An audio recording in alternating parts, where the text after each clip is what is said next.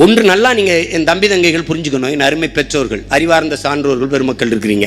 ஒரு நாட்டின் எதிர்காலம் என்பது அந்த நாட்டின் வகுப்பறையில் தீர்மானிக்கப்படுது என்கிறார்கள். ஒரு நாட்டின் நலன் என்பது அந்த நாட்டின் ஒவ்வொரு வீட்டின் சமையலறையில் தீர்மானிக்கப்படுதுங்கிறார். ஒரு நாட்டின் வளம் என்பது அந்த நாடு பெற்றிருக்கிற நிலத்தின் வளத்தை பொறுத்து அமைகிறது என்கிறார்கள். அந்த நாட்டின் நிலத்தின் வளம் என்பது அந்த நாடு பெறுகிற நீரின் வளத்தை பொறுத்து அமைகிறது என்று சொல்கிறார்கள். அந்த நாடு பெறுகிற நீரின் வளம் என்பது அந்த நாடு பெறுகிற மழையின் வளத்தை பொறுத்து அமைகிறது.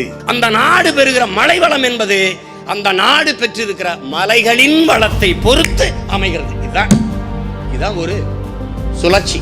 பத்மாசுரன் சிவபெருமான்ட்ட வரத கேட்கிறான், யார் தலையில கை வச்சாலும் அவன் அப்படி சாம்பலாயிரணும்ட்டு. இவர் தந்தேன்றார். கடைசி என்ன ஆயிருது, நீ கொடுத்த வரம் பலிக்குதா இல்லையான்னு பாப்போம், உன் தலையில கை வச்சு பாப்போம்ன்றான். அந்த கதையா கரமென நீண்ட பூமித்தாயின் மரங்களை வெட்டினோம், ரத்த நாளங்களாக ஓடுகிற நதியை அள்ளி தின்னோம், தலையென உயர்ந்து நிற்கும் மலையை இப்ப நொறுக்கிறோம். இப்ப ஆத்து மணலை வித்து தின்னாச்சு. கடைசியா மலை மணல், எம் சாண்ட், இங்கிலீஷ்ல பேர் வச்சுட்டான்.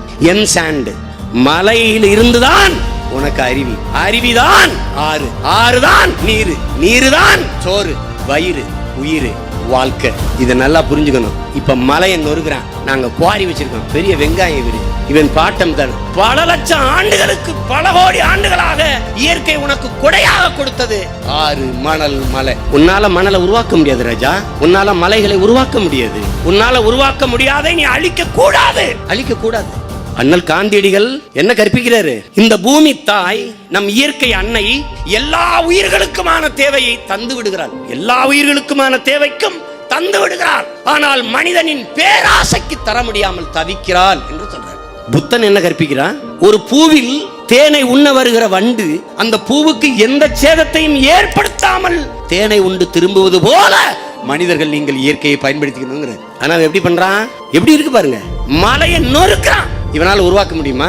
நம்ம தாத்தம் பாட்டெல்லாம் வீடு கட்டி வாழலையா? இப்படி ஆத்து மணல் அள்ளி தின்னு மலையை நொறுக்கி வச்சுட்டு போனானா? உனக்கு என்ன கோடி கோடியா வங்கியில பணம் போட்டானா? இல்ல ஆடிக்காரன் 50 உனக்கு ஒரு கார் வச்சுட்டு போனானா? இல்ல, அவன் உனக்கு ஏரி அப்படியே வச்சான், கம்மாயை அப்படியே வச்சான், மரத்தை அப்படியே வச்சான், மலைகளை அப்படியே வச்சுட்டு போனான். ஏன்? இந்த உலகம் ஒண்ணுது இல்ல, வருங்கால தலைமுறைகள், வருங்கால சந்ததியினரோடது.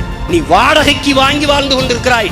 ஒரு வாடகை வீட்டுக்காரன் வீட்டு உரிமையான இடத்தில் எப்படி பத்திரமாக வீட்டை ஒப்படைத்து விட்டு செல்வானோ அப்படி இந்த பூமியை உன் வருங்கால பிள்ளை இடத்துல நீ பத்திரமா படைச்சிட்டு போகணும். இந்த தலைமுறையினை நீ வாழ்ந்து தீர்த்து விடுவதற்கு பூமி உனக்கானது அல்ல.